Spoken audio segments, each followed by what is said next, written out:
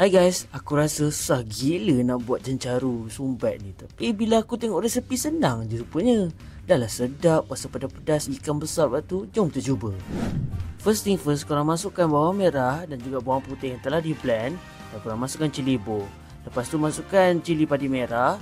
Tambahkan air asam jawa sikit, gula dan garam secukupnya.